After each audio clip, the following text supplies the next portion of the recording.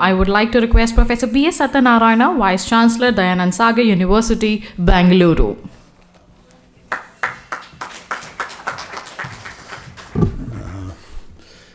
Dr. Rizvi, Dr. Malhotra, Dr. Bhatnagar, Professor Gupta, Dr. Shiv Shankar, and all our esteemed academic faculty members, teachers. I think already whatever I was planning to say has been said. So now I have to say what should I say. But I think as Dr. Rizvi already started it, professors have a habit of talking non-stop once given an opportunity. They don't easily stop quickly. And I think the topic of accreditation and why should we need it, how should we do it, is I think very critical. Because whole world is transforming. In whatever happened in India in the last 77 plus years is in spite of our education system. We were, say for the last 2000 years, I am sure every time you look at the World Economic Forum graphs, it shows that graphs. We were 90% of the period India was the global leader in economy.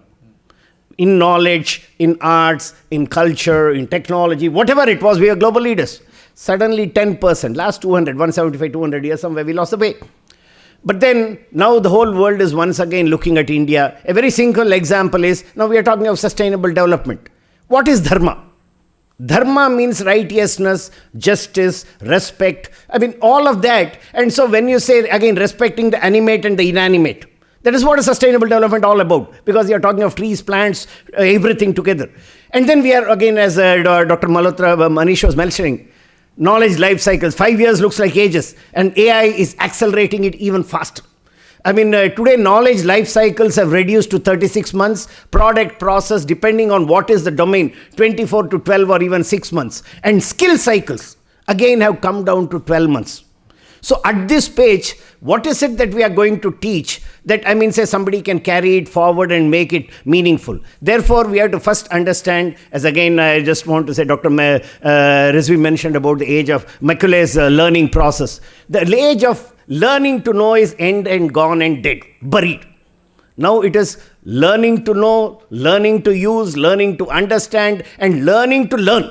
Because as Toffler said, learn, unlearn, relearn is a basic requirement. That is a requirement. And so the teachers have an onerous task of now saying, how do we prepare them for something that is not clear for the future? But then fundamentals don't change. So all the skills that we have to teach has to first focus on the fundamental foundation.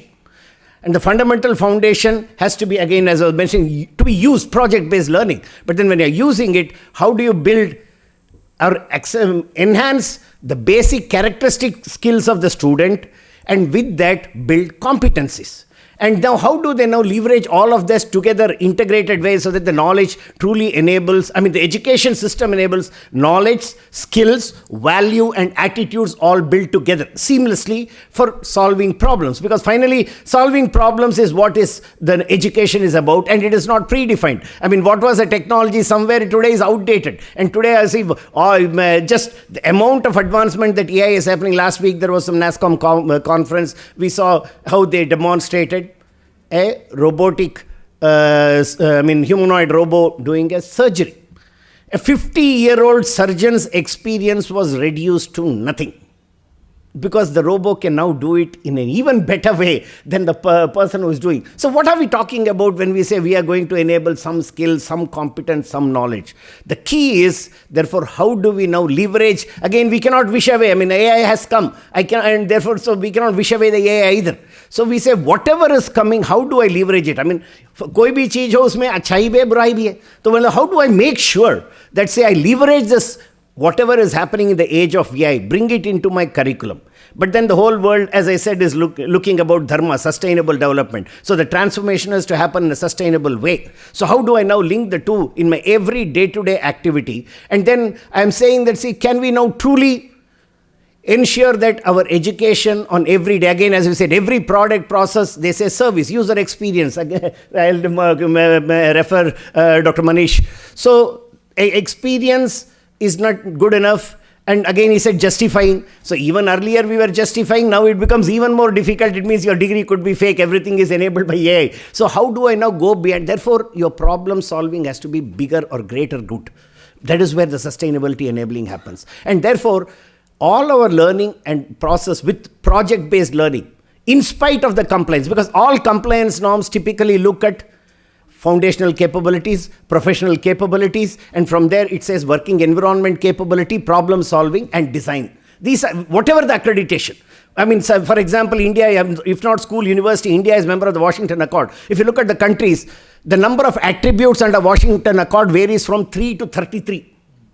Okay, but they are only looking at these 5 basic aspects. So, therefore, I think we need to make sure we teach the foundation well. And on every end, whatever, for example, again, I am coming from a university, we are talking of schools. I mean, foundation has to be clearly delivered. They have to understand how to use it in any given context. That is what the school has to do clearly. But then when you come to the college, for example, we have engineering, medical, life sciences, pharma, physiotherapy, nursing, design, journalism, management, computer application, from aerospace to animation, apparels to, automation. We do everything. And soon we'll have agriculture, veterinary and fertilizer, or veterinary and agriculture also. So maybe we'll be one of the few handful of universities truly doing end-to-end within a small, campus enabling. So we have about 150-acre main campus, some innovation campus, agriculture will be again a few hundred acres. So the point I want to say is, now all of them have to work seamlessly. But then, as I again say, ICOSA is coming up, we are doing it for the school. But my only key point is, please make it very simple. Because you see, everybody, NEP has been given. Again, Dr. Rizvi mentioned. So NEP is like a wonderful menu list. The menu list doesn't have the recipe and definitely not clear where I get the ingredients from. So without the ingredients and without the clarity of the recipe, how can everybody is saying something just because the same experts who formulated, you go to Agriculture Council, they say you have to have a 220 credit program. You go to Medical Council, they say you have a 1-year program. You cannot even do project-based learning, 5% for assignment. Rest is all like school, matlab rete jo padhaye, and they say it as competence-based education. But jo pata utna hi karna, you cannot even slip a minute out of it. So, but then again, what I want to convey here, I don't want to take, I'm already taken enough time, so I think I need to stop. But the point we want to convey is that whatever we teach, the teacher is the master of the class. And you have 100% or 200% autonomy to deliver. So, all your accreditation norms have to be clear what is the main outcome. And you reverse engineer, for this outcome, what would be the attainments? Or how do you assess them? More importantly, the rubrics or the metrics for assignment, how can I develop it in such a way? Metrics may be any number. So as I said, between the Washington Accord countries alone, it varies from 3 to 33. So I am saying, please make sure you create a metrics for, say, foundational skills. So in a given year, if you're teaching 5 substance, whatever you're teaching, what is it that I'm teaching? Are there questions which make sure, our assessment process, does it make sure that they have a clue? They don't have to know everything, at least an inkling of broad understanding and know where to leverage information if they have to use it. Then, now they have to use it together. So what is their characteristic traits which are critical? Is it being leveraged and is showing? Because I'm sure you all have heard this, like you cannot say Lata Mangeshkar to score a century and Tendulkar to sing. They are entirely different. Each one is an expert in their own way. And therefore, there is no one shoe fit all. We clearly say the 21st century learning is learning to learn, and it's a learner-centric education and no mass, sermons.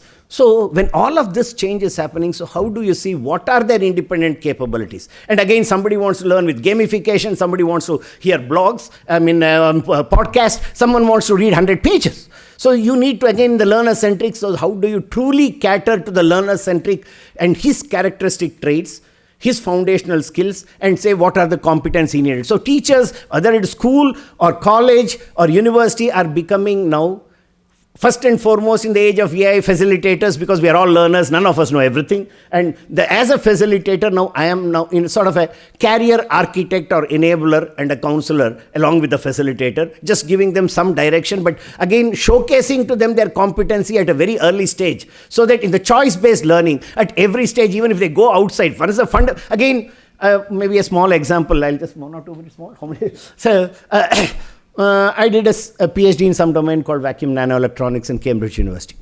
So mine is the first PhD in that domain. There is no theory, even now to this day. And therefore, whatever we developed, I set up companies in Japan, so spent 6 years at it. First company after 3 years was sold as 1 year was sold as 3 different companies. Then again, I went to one of them that was again after 3 years sold to Denso and Sharp as the next level of company. I had family requirement, came back to India. But the point is, even then, what I seriously needed to use was first school foundation up to +2 and common sense and ability to learn. That were the basis under which whole of my next generation technology in Cambridge University ahead of the curve. And to this day, IIT, IISc all do not teach it. Or for example, even what we did, world's best solar cell in National Physical Laboratory here in Delhi in 1987. And not just some small centimeter, such a big panel, integrated panel. And what Japanese were doing with the Phi-Tech laser-based automated technology, we developed a single scribing manual process and we made panels, and from Prime Minister's house to everybody it was demonstrated. I'm not going to show. The point is, everything can be done in India if you understand the fundamentals well. Why am I saying this here is, school is the foundation. And if the school foundation is not well laid, we all become glorified parrots repeating anything. In the age of AI, again, everybody will be suspected what they learned or how they learned. And it's again enabled by AI. But then you don't know, are you really capable of learning, understanding, doing in a real life situation when there's a problem? So therefore, I think the onus is on them. And accreditation, again, I think, see, any education system or whether it's an industry, industry says, I want to make a product. They have, again, developed. So for that product, there's a production process. And that is further modelized into each of the steps. And then you have SOPs at each stage and checklist. Same is with education. Every university has its own vision and mission. So you have to look at what is the vision of your university. And for this vision, how do I enable the education? So, and therefore, again, somebody would simply say, I am koi Anganwadi mein baithe hain, jahan I just want to make sure they can read and write. Nothing wrong. I mean, if that is the enabling means, then please see how do you ensure every day they are reading and writing, not till the end of the exam. And that's why, as he also rightly mentioned, we are talking of summative to formative. I mean, summative, I again say, it kunjal karne jaisa hai. Yoga, if people know. See, when you want to do kunjal, you take a warm water with salt. You drink warm water over a capacity than what you can do. मुंह में उंगली डालो और उल्टी कर दो. और उल्टी करते ही पूरा पेट की सफाई हो जाता है. तो हमारा एग्जाम सिस्टम भी वैसा ही है. जो भी लास्ट 2 दिन में 1 दिन में पढ़े, एग्जाम में आए तो उल्टी कर दी. उसके बाद जिंदगी में याद नहीं रहता कौन से सब्जेक्ट पढ़े. नंबर नाम भी नहीं पता. मतलब पूरे जिंदगी में. तो मतलब ऐसे पढ़ाई और उस एग्जाम की क्या फायदा?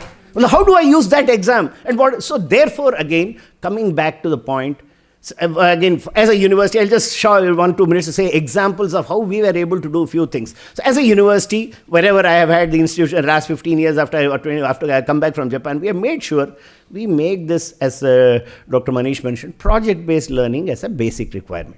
We have developed a huge metrics, and the metrics is every time the rubrics are increasing because now NEP says you should, again, as Dr. Rizvi mentioned about Sanskrit, भारतीय ज्ञान परंपरा, ही मेंशन अबाउट इंडियन लैंग्वेजेस. सी हम सब पढ़े लिखे हैं, लेकिन गांव में कोई मतलब हमसे पूछे या मेरी नानी पूछे या कोई दादाजी पूछे तो मुझे पता नहीं what to say, what did I learn, because I only know English. So we said in my matrix foundational skills, all the teachers don't give separate tests, separate assignment. Integrate it to a smaller problem hai to people will doubt.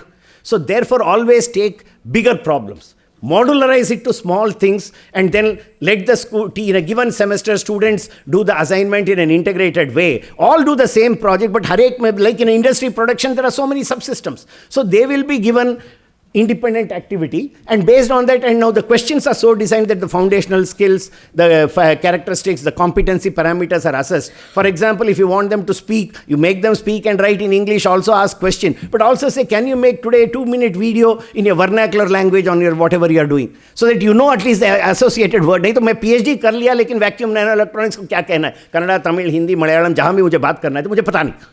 So we have created all these metrics to say that now they truly get into from the very, and again, everything with a systems thinking. That's why, because bigger problem solving, you have to have a systems overview. Have a systems overview, modularize it. So whether it is in school, Every year take some problem, and they may not find all the solution, but at least the orientation is the only thing they have to learn, because as far as they can read and write, they will learn the new things that is going to happen. And same thing with university. So we are saying how my journalism, design, engineering, law, physiotherapy, nursing, management, mechanical engineering, aerospace all work together. And just to say that, I'll stop here, say, for example, last week, our students won a national contest for ISRO.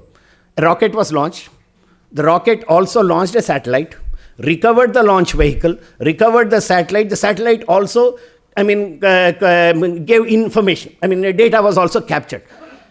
Similarly, maybe even some of this assignment, maybe 10 years back, some of our students, India's first Pico satellite. It's not a known college. I'm from a university startup here in Delhi University, new university. First batch of students have launched satellites, have launched semiconductors, have launched company that makes reprocess lithium-ion batteries and makes $1 million per month. And in the last 5 years, with over a few hundreds of, tens of thousands, 100 crore plus investment happening in Noida.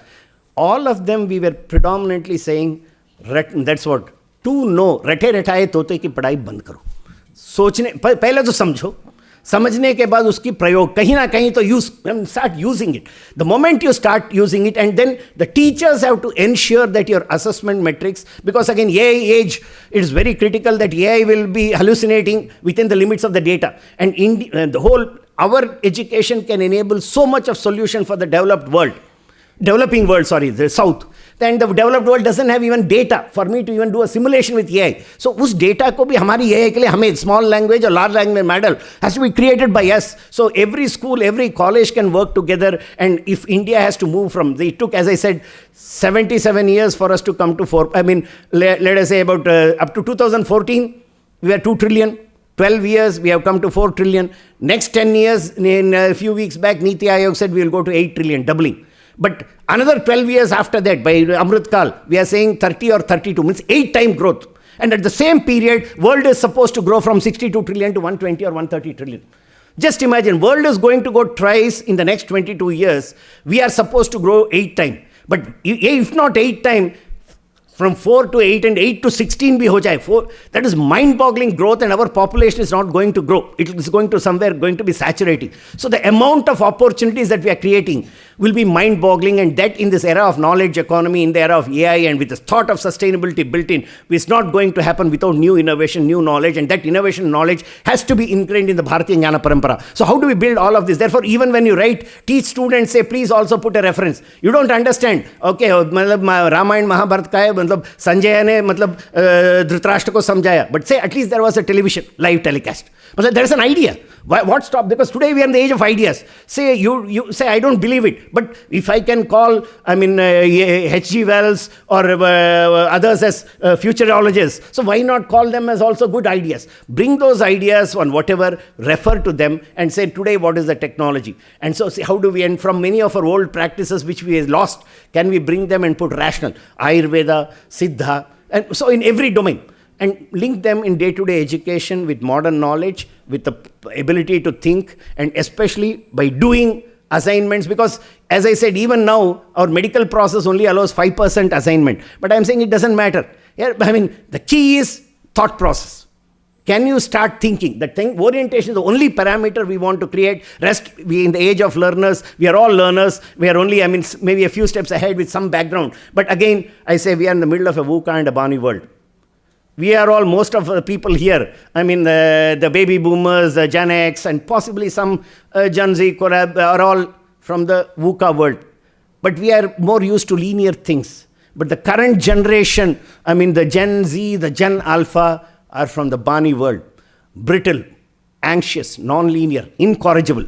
But then they still have more passion and they are more righteousness. They want to have a purpose in life, but they are again very fast. They don't look at everything doing the way we were doing. The only place both of us can meet is in the place of action where both like it. That is where project-based learning comes up, and that is why we have to make sure we bring in project-based learning with the appropriate metrics. And if we do that, I think sky is the limit, and India will once again become the global leader as it was for the last 2,000 years, except for the 10%. And thanks for having me here. So any accreditation metrics should make sure we clearly put right metrics for bringing in action and action-based formative assessment-enabled learning. Thank you very much for having me here. And maybe I just, one line about our university. For example, now to do all of this, we are a new university, 1 decade young.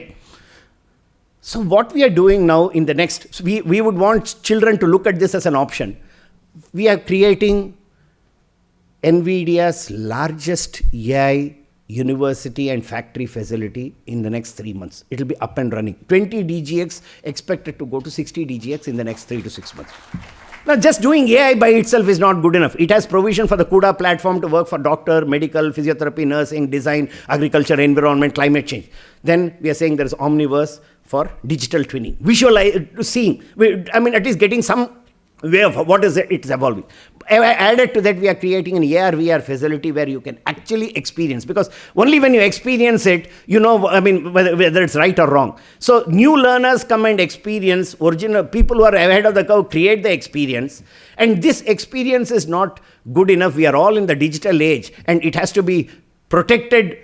So we also have a complete cyber range and a cyber security facility. So everything, all the case studies to even new case studies, as I said, for the developing world, the data that India generates today, our UPI data is way beyond Visa or Master's card put together. At the pace at which it's changing, our digitalization, acceleration, and at a democratic way is mind-boggling. So that has to happen. Now, all this is simulation, thought process, great. But then to make it happen, we are creating AI Makers Lab, electronics, materials and manufacturing lab, from sensors to mechatronics to mobility to human raw, everything. They could go into a maker space, and if it is doable, that experience or excitement, you can make it. If not, go back to the research lab and further do research so that you can do product process solution. And also we are working with, and no Indian university, no disrespect to anybody, is creating so much of facility in the next, say, 3 to 13 or 18 months. So we are saying any university, any industry, even they would not have all this under one roof with, say, for example,